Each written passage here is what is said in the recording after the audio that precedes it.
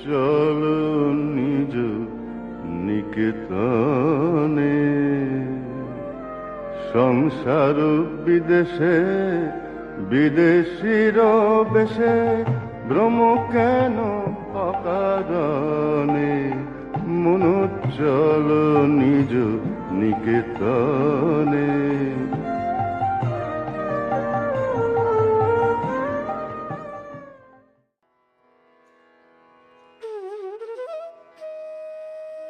ಓಂ ಶ್ರೀ ಗುರುಭ್ಯೋ ನಮಃ.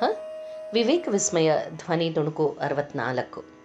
ಹಿಂದಿನ ಧ್ವನಿಯ ತುಣುಕಿನಲ್ಲಿ ಗಮನಿಸ್ತಾ ಇದ್ದ ಹಾಗೆ ಸ್ವಾಮೀಜಿ ಕೇರಳಕ್ಕೆ ಬಂದು ಕೇರಳಲ್ಲಿ ಹಲವಾರು ಜಾಗಗಳನ್ನು ಭೇಟಿ ಮಾಡಿದ್ರು.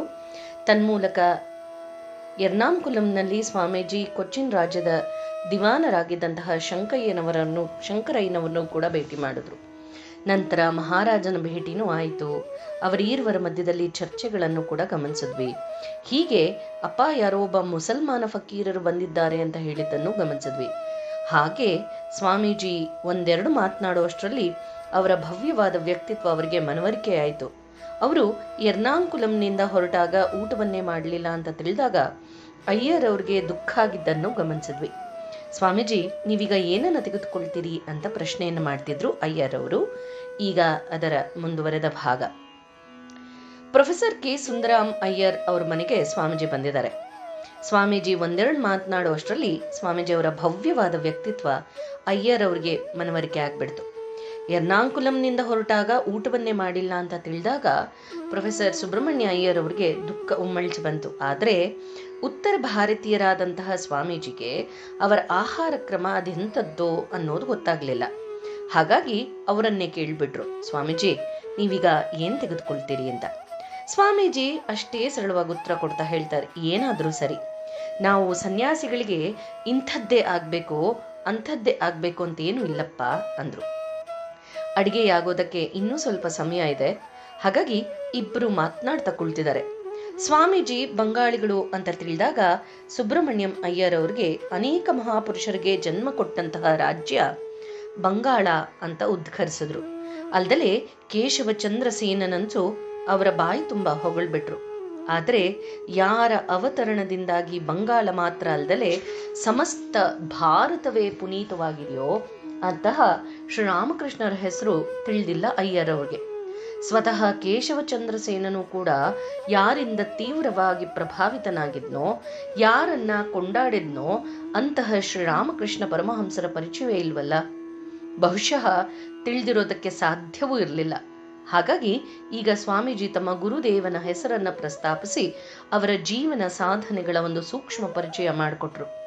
ಶ್ರೀರಾಮಕೃಷ್ಣರ ಮುಂದೆ ಕೇಶವಚಂದ್ರ ಸೇನ ಕೇವಲ ಒಂದು ಶಿಶು ಅಂತ ಸ್ವಾಮೀಜಿ ಹೇಳಿದಾಗ ಸುಂದರ್ರಾಮ್ ಅಯ್ಯರ್ ಅವರು ಆಶ್ಚರ್ಯಚಕಿತರಾಗ್ಬಿಟ್ರು.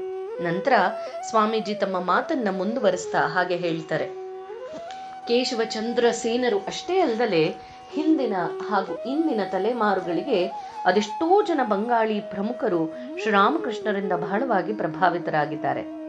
ಕೇಶವ ಸೇನರು ತಮ್ಮ ಕೊನೆಯ ವರ್ಷಗಳಲ್ಲಂತೂ ಪರಮಹಂಸರಿಂದ ಅಪಾರ ಸ್ಫೂರ್ತಿಯನ್ನ ಪಡೆದುಕೊಂಡ್ರು. ಅಷ್ಟೇ ಅಲ್ಲದೆ ಅವರ ಧಾರ್ಮಿಕ ದೃಷ್ಟಿಕೋನದಲ್ಲೇ ಒಂದು ಅಪೂರ್ವವಾದ ಬದಲಾವಣೆ ಆಯಿತು ಅನ್ನೋದನ್ನು ಸ್ವಾಮೀಜಿ ಈಗ ಸ್ಪಷ್ಟವಾಗಿ ಅವರಿಗೆ ತಿಳಿಸ್ತಾ ಇದ್ದಾರೆ.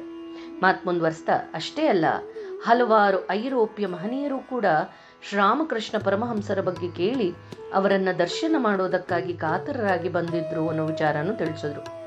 ಶ್ರೀರಾಮಕೃಷ್ಣರನ್ನ ಕಣ್ಣಾರೆ ಕಂಡ ಮೇಲೆ ಅವರೊಬ್ಬ ದೈವಾಂಶ ಸಂಭೂತ ವ್ಯಕ್ತಿ ಅಂತ ತೀರ್ಮಾನಿಸಿದ್ರು. ಯಾರು? ಈ ಐರೋಪಿಯನ್ನರು. ಬಂಗಾಳದ ಸಾರ್ವಜನಿಕ ಶಿಕ್ಷಣ ಇಲಾಖೆಯ ನಿರ್ದೇಶಕರ ಉನ್ನತ ಸ್ಥಾನವನ್ನ ಹೊಂದಿದ್ದಂತಹ ಶ್ರೀ C.H. ಟಾನಿ ಅವರು ಕೂಡ ಆ ಮಹರ್ಷಿಯ ವ್ಯಕ್ತಿತ್ವ, ಅಸಾಧಾರಣ ಬುದ್ಧಿಮತ್ತೆ ಹಾಗೆ ಸಾರ್ವತ್ರಿಕ ಸ್ವೀಕಾರಾರ್ಹವಾದಂತಹ ಅವರ ಸಂದೇಶಗಳನ್ನ ಎತ್ತಿ ಹಿಡಿಯುವಂತಹ ಲೇಖನವನ್ನು ಕೂಡ ಬರೆದಿದ್ದಾರೆ ಅನ್ನೋ ವಿಷಯವನ್ನ ಸ್ವಾಮೀಜಿ ಈಗ ಅವರಿಗೆ ತಿಳಿಸ್ತಾ ಇದ್ದಾರೆ. ಸುಂದರ್ರಾಮ್ ಅಯ್ಯರ್ ಅವ್ರಿಗೆ ಈ ವಿಷಯಗಳು ಯಾವುದು ಕೂಡ ಕೇಳಿರ್ಲಿಲ್ಲ. ಅದರಲ್ಲೂ ಈ ಅದ್ಭುತ ಸನ್ಯಾಸಿಯ ಬಾಯಿಂದ ಈ ಎಲ್ಲದನ್ನ ಕೇಳ್ತಾ ಇದ್ದ ಹಾಗೆ ಅವರು ಆಶ್ಚರ್ಯಚಕಿತರಾಗಿ ಕುಳಿತುಕೊಂಡ್ಬಿಟ್ರು. ಸ್ವಾಮೀಜಿಯ ಕಂಠಮಾಧುರ್ಯ, ಕಣ್ಣುಗಳಲ್ಲಿದ್ದಂತಹ ಹೊಳಪು, ಸುಲಲಿತ ವಾಕ್ ಪ್ರವಾಹದಲ್ಲಿ ಹರಿದು ಬರ್ತಿದ್ದಂತಹ ಅವರ ಹೊಸ ವಿಚಾರಧಾರೆ, ಇದೆಲ್ಲ ಸುಂದರಾಮ್ ಅಯ್ಯರ್ ಅವರನ್ನ ಅಕ್ಷರಶಃ ಬಂಧಿಸಿಟ್ಬಿಡ್ತು. ಅಯ್ಯರರು ತಿರುವಾಂಕೂರಿಂದ ರಾಜ್ಕುಮಾರ ಮಾರ್ತಾಂಡವರ್ಮನಿಗೆ MA ತರಗತಿ ಪಾಠಗಳನ್ನ ಬೋಧನೆ ಮಾಡೋದಕ್ಕೆ ಅಂತ ಅರಮನೆಗೆ ಹೋಗ್ಬೇಕಾಗಿತ್ತು. ಆದರೆ ಸ್ವಾಮೀಜಿ ಜೊತೆ ಮಾತನಾಡ್ತಾ ಅವರಿಗೆ ಕುಳಿತುಕೊಂಡಿದ್ದರಿಂದ ಹೋಗ್ಬೇಕು ಅಂತ ಅನ್ನಿಸ್ಲೇ ಇಲ್ಲ.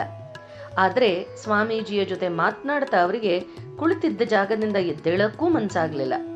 ಹಾಗಾಗಿ ತಮ್ಮ ಅಂದಿನ ಪಾಠದ ಕಾರ್ಯಕ್ರಮವನ್ನ ರದ್ದುಗೊಳಿಸ್ಬಿಟ್ರು. ಸಂಜೆ ವೇಳೆಗೆ ಈ ಅದ್ಭುತ ಯುವ ಸನ್ಯಾಸಿಯನ್ನ ಇತರರಿಗೂ ಕೂಡ ಪರಿಚಯ ಮಾಡಿಕೊಡ್ಬೇಕು ಅಂತ ತಿರುವನಂತಪುರ ಕ್ಲಬ್ಗೆ ಕರೆದುಕೊಂಡು ಹೋದ್ರು. ಇಲ್ಲಿ ಸ್ವಾಮೀಜಿ ಭೇಟಿಯಾದಂತಹ ಕೆಲವರಲ್ಲಿ ಪ್ರೊಫೆಸರ್ ರಂಗಾಚಾರ್ಯ ಹಾಗೆ ಪ್ರೊಫೆಸರ್ ಸುಂದರಂ ಪಿಳ್ಳೈ ಅನ್ನುವಂತಹ ಸುಪ್ರಸಿದ್ಧ ಪ್ರಾಚಾರ್ಯರು, ನಾರಾಯಣ ಮೆನನ್ ಅನ್ನುವಂತಹ ಅಧಿಕಾರಿ, ಅವರೊಬ್ಬ ನಿವೃತ್ತ ದಿವಾನರು ಮೊದಲಾದವರೆಲ್ಲರೂ ಕೂಡ ಅಲ್ಲಿದ್ರು.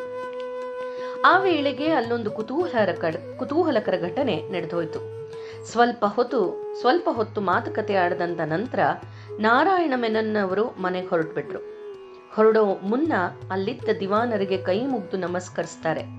ದಿವಾನರು ತಮ್ಮ ಎಡಗೈಯನ್ನ ಸ್ವಲ್ಪ ಮಾತ್ರ ಮೇಲೆತ್ತಿ ಪ್ರತಿ ನಮಸ್ಕಾರ ಮಾಡಿದ್ರು. ಸ್ವಾಮೀಜಿ ಕಣ್ಗಳು ಇದನ್ನ ಸೂಕ್ಷ್ಮವಾಗಿ ಗಮನಿಸ್ತಾ ಇತ್ತು. ವಿಷಯ ಏನು ಅಂದ್ರೆ ಅವರಿಗೆ ಕ್ಷಣ ಮಾತ್ರದಲ್ಲಿ ಅರ್ಥವಾಯಿತು. ದಿವಾನರು ಬ್ರಾಹ್ಮಣರು, ನಾರಾಯಣ ಮೆನನ್ನರು ಶೂದ್ರರು. ಕೇರಳದಲ್ಲಿ ಬ್ರಾಹ್ಮಣರು ಶೂದ್ರರಿಗೆ ವಂದಿಸುವಂತಹ ಒಂದು ಕ್ರಮ ಹೀಗಿದೆ: ಎಡಗೈಯನ್ನ ಬಲಗೈಗಿಂತ ಸ್ವಲ್ಪ ಮೇಲೆತ್ತೋದು. ಸ್ವಾಮೀಜಿಗೆ ಈಗ ಇದೆಲ್ಲದನ್ನ ನೋಡುತ್ತಾ ಸಿಟ್ಟು ಉಕ್ಕೇರ್ಬಿಡ್ತು. ಆದರೂ ಒಂದು ಮಾತನ್ನು ಕೂಡ ಆಡದಲೆ ಹಾಗೆ ಸುಮ್ಮನಿದ್ದಾರೆ. ಸ್ವಲ್ಪ ಸಮಯದ ನಂತರ ಸುಂದರರಾಮ್ ಅಯ್ಯರ್ ಅವರಿಗೆ ಸ್ವಾಮೀಜಿ ಅಲ್ಲಿಂದ ಹೊರಟಾಗ ದಿವಾನರು ಸ್ವಾಮೀಜಿಗೆ ಕೈ ಮುಗಿದು ನಮಸ್ಕರಿಸಿದ್ರು. ಆಗ ಸ್ವಾಮೀಜಿ ನಾರಾಯಣ ನಾರಾಯಣ ಅಂತ ಹೇಳಿ ಸುಮ್ಮನಾದ್ರು. ದಿವಾನರಿಗೆ ಅಸಮಾಧಾನ ಆಯಿತು. ಸ್ವಾಮೀಜಿ ಪ್ರತಿ ನಮಸ್ಕರಿಸ್ತಾರೆ ಅಂತ ಅವರು ನಿರೀಕ್ಷಣೆ ಮಾಡಿದ್ರು. ಅದು ತಮ್ಮಂತಹ ಹಿರಿಯ ಗೌರವಾನ್ವಿತ ವ್ಯಕ್ತಿಗೆ ಈ ಅಪರಿಚಿತ ಯುವ ಸನ್ಯಾಸಿ ಹೀಗೆ ಪ್ರತಿವಂದಿಸಿದ್ದು ಅವಮಾನಕರ ಅಂತ ಭಾಸ ಆಯಿತು. ತಮ್ಮ ಅಸಮಾಧಾನವನ್ನ ತಕ್ಷಣ ವ್ಯಕ್ತಪಡಿಸಿಯೇ ಬಿಟ್ರು. ಆಗ ಸ್ವಾಮೀಜಿ ಯಾವುದೇ ಮುಲಾಜಿಲ್ದಲೆ ಹೇಳ್ತಾರೆ, ಅಲ್ಲ, ನೀವು ಮಾತ್ರ ನಾರಾಯಣ ಮೆನನ್ನರಿಗೆ ನಿಮ್ಮ ಸಂಪ್ರದಾಯದ ಹಾಗೆ ಪ್ರತಿವಂದಿಸಬಹುದು. ನಾನು ಹಿಂದೂ ಸನ್ಯಾಸಿಗಳ ಸಂಪ್ರದಾಯದ ಹಾಗೆ ನಾರಾಯಣ ಅಂದಿದ್ದಕ್ಕೆ ನೀವ್ಯಾಕಷ್ಟು ಮುನ್ಸ್ಕೊಳ್ತಾ ಇದ್ದೀರಿ ಅಂತ. ಈಗ ಬಾಣ ಸರಿಯಾದ ಜಾಗಕ್ಕೆ ಅದರ ಗುರಿಯನ್ನು ಮುಟ್ಟಿದೆ.